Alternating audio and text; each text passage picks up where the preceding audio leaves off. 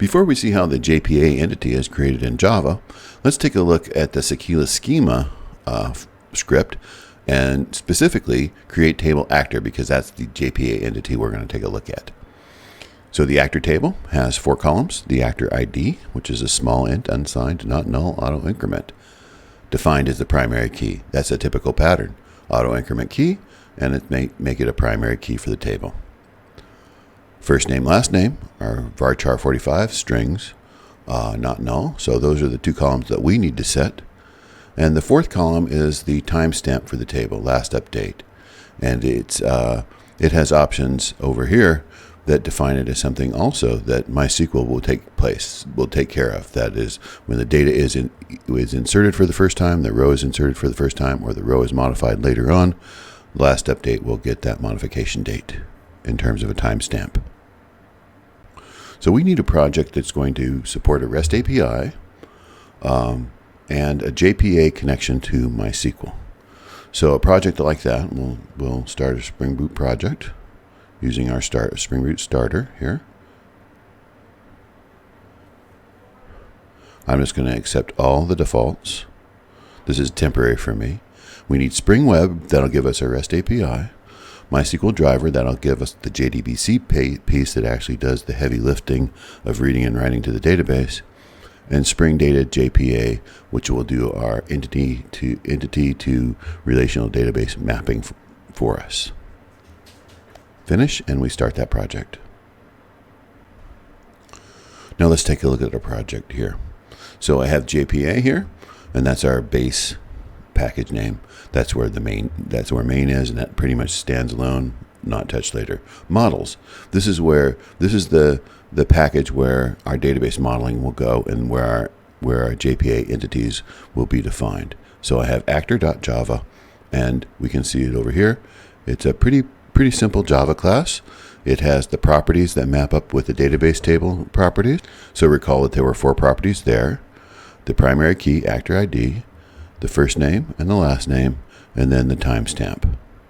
We've gone with default naming, which means that we don't have to tell JPA what our Java name is and how it corresponds to the database name, because we're using the same names everywhere. So the name of the table, actor, and then the columns are named the same. So you can use the @column decorator if you want to give your Java names a different name than the name of the table. Here, we're just going to go with a direct mapping, name mapping, so we don't specify anything else. There are 2 annotations that are always required in JPA. The @entity, which will mark this class as a JPA entity, and the @ID, which identifies the primary key in the entity. So notice that SQL database tables don't require a primary key on their own. They're nice to have, but they don't require them. But JPA entities require primary keys. Now, because we have 2 columns here that are maintained by SQL itself, we also have to have some other attributes. @generated value lets JPA know that this is a generated primary key and that we don't maintain it. If we didn't have this decoration here, then JPA would regard us as being responsible for setting actor ID properly. The other thing that's maintained by the database rather than us is the timestamp. And by saying @column insertable equal false and updatable equal false, we let JPA know that we're not managing this column either, that it's set by an external source, in this case SQL. But lets JPA know that we're not responsible for it. Otherwise, it would also require us to set the last update. And as we know, we want SQL to do that for us. So to review, @entity is required, @ID is required. These other 2 things these other 2 attributes that we needed to put on these columns are required only because MySQL is managing that data. The next thing we need is a repository. For every model that's going to be in the database, we need a repository for that model. So we have an actor model, and we have an actor repository. Let's take a look at that. So the actor repository is just an interface that extends the JPA repository. Notice here, actor, so this is the entity that it's mapping, and this is the primary key here.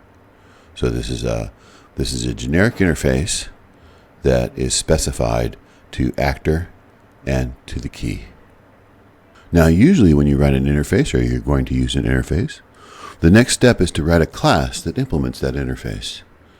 But Spring is going to do that for us. So Spring is going to see this interface, and it's going to not only create a class for us, but it will instantiate the object for us. And that repository will have all the methods that we need to read and write to the database. That's pretty amazing. To see that in action, let's look at our unit test.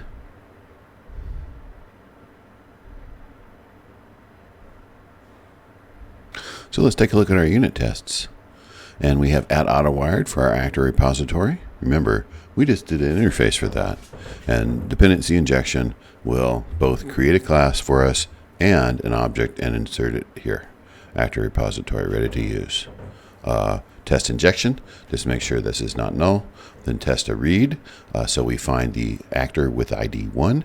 Make sure it's Guinness, that I just looked in the database. Actor name Guinness, insert equal, but we first assert not null. And then we test for the last name, find by ID 1.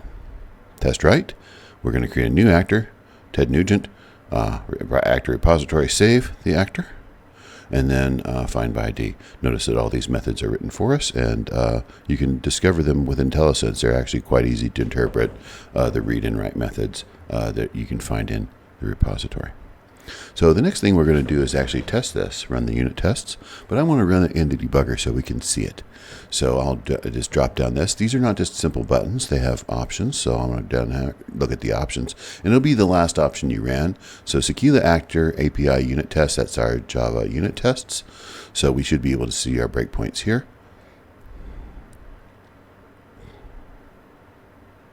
So it stops here at this. I think this is the class their Spring Boot, and is really essentially discovering things about our application. It stops here, so we need to keep going here to actually see our code in the debugger. You can see that Spring Boot server is being run by the test harness.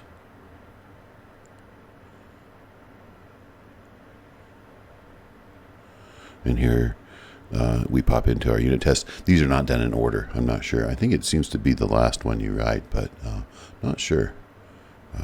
But you can't assume an order for these tests, for the test to be run. So actor save. So new actor, save method on the repository.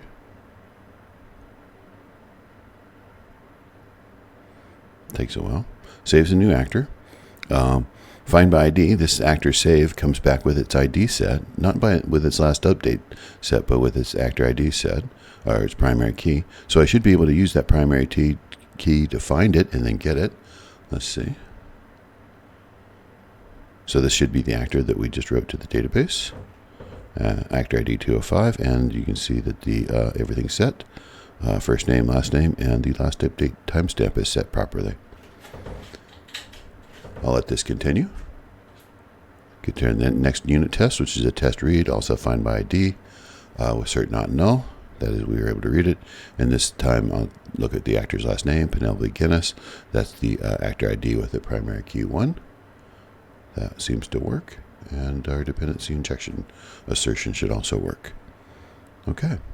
So we've successfully created an actor entity, a JPA entity, tied it to our database using default naming schemes. That is, if you don't change the name of the table or the name of the columns, you can just go with the default names and the JPA will match it up.